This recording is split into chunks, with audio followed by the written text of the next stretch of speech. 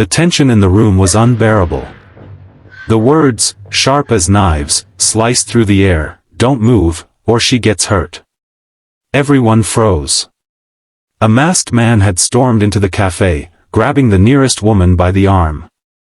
She was trembling, eyes wide with fear. The crowd gasped, no one daring to move. Panic was thick, but amid the chaos, one man remained calm, Daniel, a single dad sitting quietly with his little daughter, Emma. Daniel wasn't a man who liked attention. He was just a mechanic, a man who worked long hours with grease-stained hands, who struggled to balance bills while raising his 7-year-old daughter alone. People often overlooked him, dismissing him as just an ordinary guy. But today, the quiet strength within him was about to shock everyone, including a powerful CEO who happened to be sitting across the room. The CEO, Victoria Hayes, was known for her icy composure in boardrooms, a woman who built an empire out of steel and strategy. She had seen hostile takeovers, ruthless competitors, and corporate wars, but never something like this. For the first time in years, she felt powerless. And it was Daniel, the man everyone underestimated, who stepped into the storm without hesitation.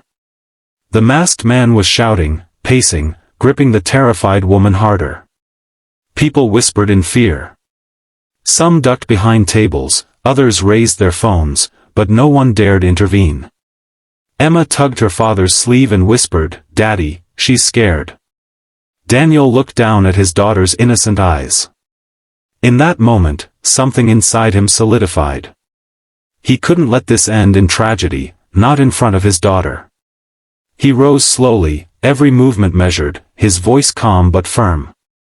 "Hey, man," Daniel said evenly, his tone steady as stone. "Take a breath. No one's moving." The attacker snapped his gaze to Daniel, eyes wild. "Stay back," he barked. "I mean it." Daniel raised his hands slowly, palms open. "I believe you," he replied, his voice strangely soothing, like a steady anchor in the storm. "But look at her. She's terrified. Hurting her isn't going to fix what you're running from." His words hung in the air. The attacker faltered, caught off guard by the calmness. Everyone else had been either too panicked or too frozen to speak. But Daniel's steady tone cut through the chaos like a guiding light. Victoria, watching from her seat, couldn't believe what she was seeing. The mechanic she'd noticed earlier with his little girl was now defusing a life-threatening crisis with nothing but composure and empathy. She studied his every move, her mind racing. This wasn't luck, this was instinct, leadership, and courage woven together. Daniel continued, speaking gently, "I've been where you are. Feeling like the world's against you. Feeling like no one's listening. But hurting her? That's not the way out. Look at me. I'm listening." For a moment, silence blanketed the cafe. The attacker's breathing was heavy, his grip loosening ever so slightly. Daniel stepped forward, not aggressively, but with quiet assurance. Emma, still clutching her chair, whispered a prayer under her breath. Victoria's hand gripped her phone, but for some reason, she couldn't dial. Something told her to trust the stranger who stood between fear and tragedy. Then, in one fluid moment, Daniel moved closer, slowly reaching into his pocket. Everyone gasped, expecting the worst. But instead of a weapon, he pulled out his wallet. He opened it, showing a worn photo of Emma as a baby. "This is my daughter," he said softly, eyes locking with the attackers. "She's everything to me. I'd do anything to keep her safe. I know you've got someone you care about too. Don't let this moment make you into something you'll regret forever. You're better than this." The attacker blinked, his trembling hands betraying the inner conflict. His chest heaved as if battling demons no one else could see. For a long second, time seemed to stop. Then, slowly, his grip loosened. The woman staggered away, rushing into safety. Relief swept across the cafe. Some cried, some clapped, others simply exhaled the breath they'd been holding. Daniel stepped forward again, gently taking the weapon from the man's shaking hand and setting it on the floor. The crisis was over. Police arrived minutes later, and the attacker was taken away. The woman he had held hostage sobbed in gratitude. But it was Daniel who became the quiet hero of the day, not through violence, but through empathy and calm. Victoria approached him, her heels clicking against the tiled floor.